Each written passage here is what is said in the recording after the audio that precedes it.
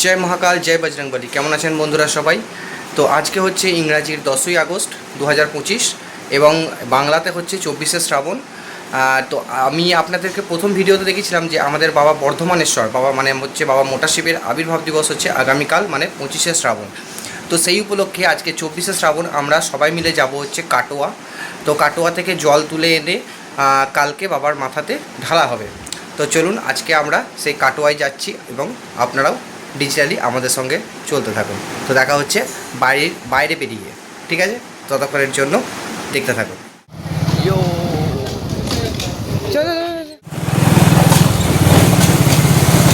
হর হর মহাদেব। আমরা এখন রয়েছি বর্ধমান রেলওয়ে ওভারব্রিজের আগে পাঞ্জাবি পাড়ার দিকে। তো দেখুন, এটা হচ্ছে বর্ধমান রেলওয়ে ওভারব্রিজ, যেটার ওপর দিয়ে যেতে তো ভালোই লাগে এবং এটি দেখতেও কিন্তু খুব সুন্দর লাগে। তো আমাদের যেহেতু যেতে হবে কাটোয়া, তাই এই জায়গাটিকে ক্রস করতেই হবে।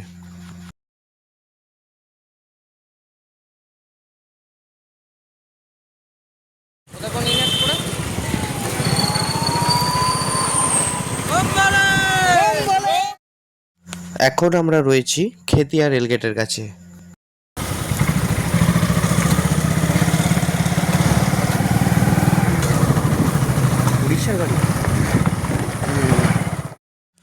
আমরা বেরিয়েছিলাম দুপুর 3টে নাগাদ, কিন্তু যারা সকাল থেকে বা তার আগের দিন থেকে গিয়েছিলেন জল আনার জন্য, তারা দেখুন এখন কিন্তু ফিরছে।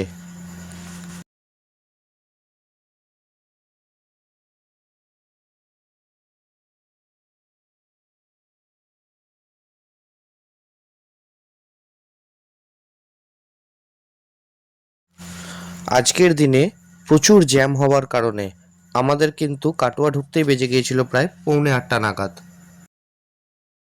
শ্মশান ঘাটের প্রায় 2 থেকে 300 মিটার আগে একটা মাঠে আমাদের গাড়িগুলিকে দাঁড় করিয়ে আমরা বাকি রাস্তাটুকু হেঁটে শ্মশান ঘাটের দিকে এগিয়ে গেলাম স্নান করার জন্য।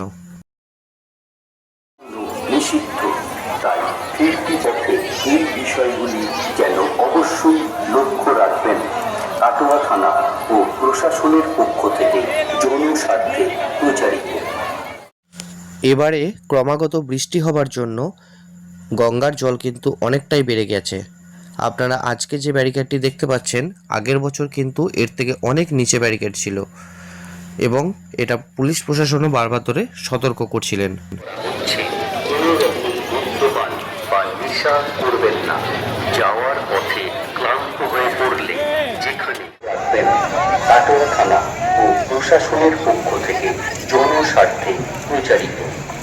বর্ধমানের স্বরের জনযাত্রীদের উদ্দেশ্যে কাটোয়া থানা ও প্রশাসনের পক্ষ থেকে জানানো যাচ্ছে যে নদীতে জলস্তর অত্যন্ত উঁচুতে আছে এবং নদী খুবই খরস্রোতা অবস্থায় আছে। তাই সকলকে অনুরোধ করা হচ্ছে যে প্রশাসনের নির্দিষ্ট করা ঘাট থেকে লাইন দিয়ে একে একে। আমাদের স্নানও কমপ্লিট।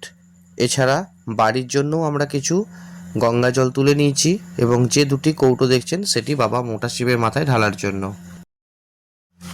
আমরা যেহেতু একটু দাঁড়িয়ে দাঁড়িয়ে আসছিলাম, তাই এখন প্রায় রাত্রি 1:30 বাজে এবং আমরা একটি চায়ের দোকানে বসে তখন চা খাচ্ছি।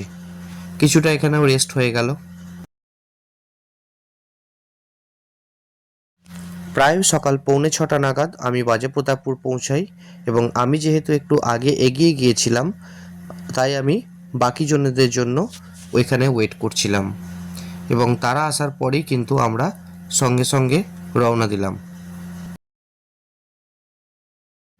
মোটা শিবতলার আগে শান্তি রাইস মিলের যে পার্কিং আছে সেখানেই আমাদের বাইকগুলি পার্কিং করেছিলাম, কারণ এর থেকে বেশি এগোতে দেবে না।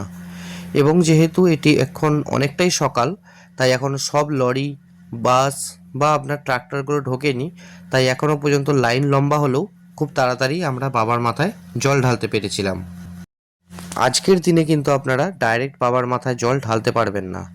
এইভাবে একটা উঁচু জায়গা করা হয়, যেখানে একটি জায়গা আছে, সেখানে আপনারা জলটি ঢালবেন। সেটি একটি পাইপ দিয়ে গিয়ে বাবার মাথায় পড়বে এবং আমাদের বাবার মাথায় জল ঢালা শেষ হয় প্রায় সকাল 7:10 নাগাদ। তো বন্ধুরা, আপনাদের আজকের আমাদের এই ভিডিওটি কেমন লেগেছে অবশ্যই কমেন্ট করে জানাবেন। আর যদি ভালো লেগে থাকে তো অবশ্যই লাইক করবেন, এবং এরকম আরও ভালো ভিডিও আপনারা পরবর্তীকালে দেখার জন্য আমাদের চ্যানেলটিকে কিন্তু অবশ্যই সাবস্ক্রাইব করে রেখে দেবেন। তো দেখা হচ্ছে আগামী ভিডিওতে, ততক্ষণের জন্য রাধে রাধে।